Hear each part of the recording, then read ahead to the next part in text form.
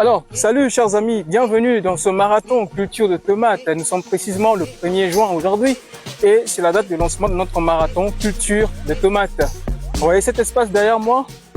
Voilà, il y avait de la pastèque ici il y a de cela quelques semaines déjà, puisque nous avons récolté, c'était simplement la pastèque que vous avez tous suivi, le marathon culture de pastèque, dont vous avez suivi la préparation de terrain, les amendements, le suivi, la récolte un peu tout, le transport, la vente même. Vous avez tout suivi et maintenant on a décidé de faire ce qu'on appelle par une rotation culturelle, qui est cucurbitacée ainsi que solanacée. Donc ici, nous avons succédé les pastèques par la tomate. La tomate c'est une solanacée et la pastèque une cucurbitacée. Vous pouvez encore voir quelques échantillons de pastèques qui restent là, les pastèques pourries, les ratés, les champs. Voilà. Je vous avais promis, caméra sur moi, que lors de ce marathon culture de tomates, on va apprendre des nouvelles choses. En tout cas, c'est du jamais vu. Et je pense qu'à l'issue de ce marathon, chacun de vous sera capable d'approcher la culture de tomates avec beaucoup d'aisance. Bien entendu, c'est une culture très mitigée qui est assujettie à plusieurs stéréotypes, mais je pense que à travers ce marathon, chacun de vous sera capable justement de dompter la culture de tomates parce que les méthodes, sinon les itinéraires techniques que je vais simplement mettre en place lors de ce marathon sont accessibles à tous et surtout expliqués dans un contexte pédagogique qui facilite une meilleure compréhension à grand nombre de personnes, même les gens qui n'ont jamais fait l'agriculture. Il suffit juste que vous suivez, que vous observez comment le capitaine est en train de travailler et vous allez comprendre. Déjà, pour lier simplement la parole à l'acte, suivez-moi. Je vais vous montrer déjà parce que nous avons débuté les travaux de préparation de terrain. Voilà. Donc, du coup, nous avons changé nos méthodes de préparation de terrain en fonction de la saison. Et bien entendu, ici, l'objectif même de ce marathon serait aussi d'approcher la culture de tomates en fonction de la saison à laquelle on est en train de l'amorcer. Donc ici, cette date du 1er juin marque déjà la saison sèche ici dans les encablures de Brazzaville. Donc du coup, nous avons donc orienté la préparation de terrain en fonction de la saison. Et venez voir, c'est du nouveau, peut-être c'est du jamais vu, c'est une première fois peut-être pour vous de voir ce système de préparation de terrain. Ici, nous avons fait ce qu'on appelle par le contraire. Voilà. Caméra approche, s'il te plaît, ils doivent bien observer ce que nous avons fait derrière pour aujourd'hui. Vous voyez toute cette étendue, eh bien, ce sera simplement la tomate. C'est une étendue approximative. Nous allons à un demi-hectare de tomates. Donc, on est autour de 6000 mètres carrés par là. Pour une culture comme la tomate, eh bien, c'est déjà quelque chose, hein, c'est non négligeable. Donc, on croise des doigts que le marché sera favorable cette fois-ci. Alors, venez observer un peu. Ici, nous avons créé ce qu'on appelle par des allées. Voilà, regardez bien. Il y a des allées. Vous observez? Il y a des allées. Des allées. Voilà. Je peux enlever l'herbe. Voilà.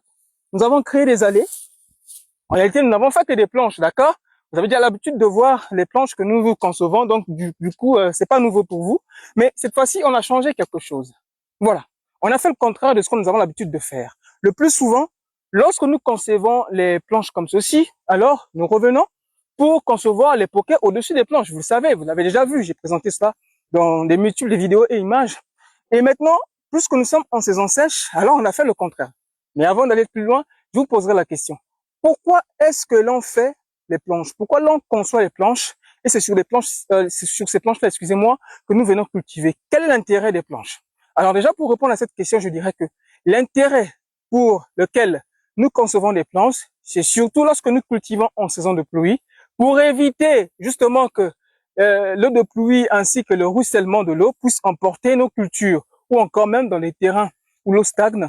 En surélevant le sol en créant des planches, alors les plantes restent en hauteur et l'eau circule simplement dans les allées. Donc c'est l'objectif même des planches. C'est pourquoi on fait des planches. Voilà. Maintenant que nous sommes en saison sèche, il n'y a plus de pluie, il n'y a plus rien, il ne pleut plus. L'irrigation, l'eau, c'est nous qui allons l'apporter. Alors, pourquoi concevoir les planches? Pourquoi cultiver dans les planches, sachant que en cultivant sur les planches, alors là, l'eau, excusez-moi, je m'explique de façon plus simple puisque je l'ai promis d'entrée de jeu que j'allais utiliser des termes plus très techniques mais compréhensifs pour tout le monde.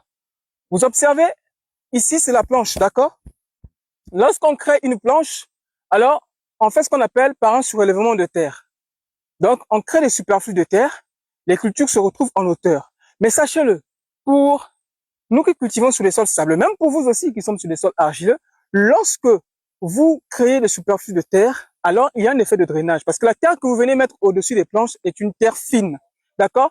Et cette terre fine-là a des propriétés de ruissellement. Donc, lorsque vous arrosez dessus, le ruisselle rapidement et se prolifère dans les interstices du sol. Et par conséquent, lorsqu'il fait excessivement chaud, lorsque l'insolation est à son paroxysme, vous allez constater que les 20 premiers centimètres de votre couche de sol, lorsque vous concevez les planches, se réchauffent. Et puisque les racines se trouvent justement dans ces 20 premiers centimètres-là, alors il y a ce qu'on appelle par des stress hydriques. Voilà. Et la plante, la croissance même de la plante n'est pas aussi optimale. Et vous allez constater que la plante serait assujettie aux maladies fongiques, notamment le mildiou, qui peut venir de la chaleur comme de l'excès d'humidité. Vous comprenez un peu?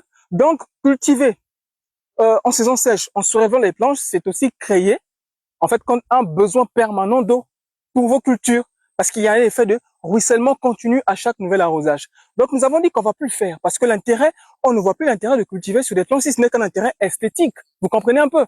L'esthétique ici, c'est lorsque vous voyez des belles planches bien tracées, bien courbées. Oui, c'est ça, mais c'est pas ce qui crée le rendement. Vous comprenez un peu, surtout lorsque nous sommes en saison sèche. Donc ici, nous avons fait le contraire.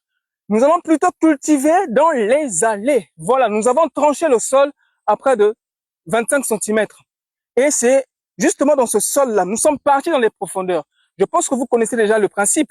Lorsque vous décidez de creuser le sol, lorsque vous dépassez déjà les 10 centimètres, vous allez vers les 20 centimètres, généralement, vous allez retrouver une terre un peu plus humide que celle qui est en partie superficielle. On est d'accord? Donc, nous, ici, qu'est-ce qu'on recherche? Nous allons simplement en partie profondeur, où l'humidité va simplement s'asseoir.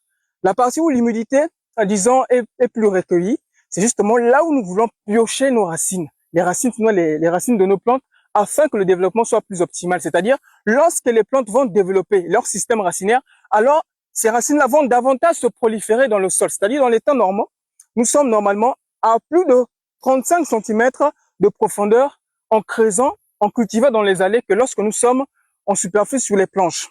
Je pense que vous m'avez compris. Pour ceux qui ne m'ont pas compris, vous pouvez poser des questions en commentaire. J'aurai le plaisir de vous répondre. Donc, du coup, on ne s'est pas limité juste à créer des tranchées, bien que ça s'apparente aux planches, mais nous avons fait ce qu'on appelle par un épondage. Je ne sais pas s'il faut appeler ça comme ça. Donc, nous avons apporté de l'herbe sèche. Nous avons apporté de l'herbe sèche et cette herbe sèche-là aura donc la propriété simplement de rétention. Voilà.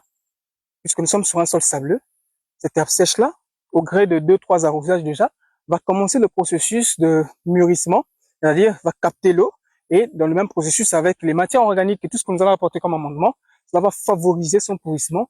Et dès lors, lorsque nous allons répliquer, alors là, on a créé un environnement idéal pour nos tomates, sachant que la tomate est beaucoup exigeante en eau, surtout en saison sèche. Vous comprenez? Donc ici, il y a beaucoup de travail à faire. C'est pas fini. Ce n'est que les prémices. Nous avons déjà commencé à épandre, à mettre de l'herbe dans les allées. Ici, ça nous servira simplement à circuler. Voilà. Et ici, ce sont nos plantes vont simplement se développer là. Et comment donc travailler cette herbe? Parce qu'il ne suffit pas juste d'épandre, sinon d'apporter l'herbe dans les allées pour dire qu'on a déjà préparé le terrain. Mais il y a plusieurs autres opérations à effectuer. Et c'est là où je vous invite. Voilà. À prendre le marathon culture de tomates parce que ça sera simplement chaud. Nous allons apprendre beaucoup de choses. Comment préparer ce terrain et soyez-en sûrs que je ne vais pas partager cette fois-ci. Voilà. Si vous voulez apprendre, cliquez simplement sur le lien en bas et vous avez votre marathon. Au fur et à mesure, vous allez apprendre un peu comment est-ce que nous allons travailler cette herbe, cet enfouissement que nous avons apporté, comment nous allons la travailler afin de la valoriser dans les temps records parce que notre pépinière, elle est déjà prête. D'ici 4 jours, il faut déjà qu'on les mette en terre. Mais comment travailler, voilà, cette herbe sèche-là afin qu'elle se valorise rapidement? Point d'interrogation. C'était le capitaine. On est ensemble.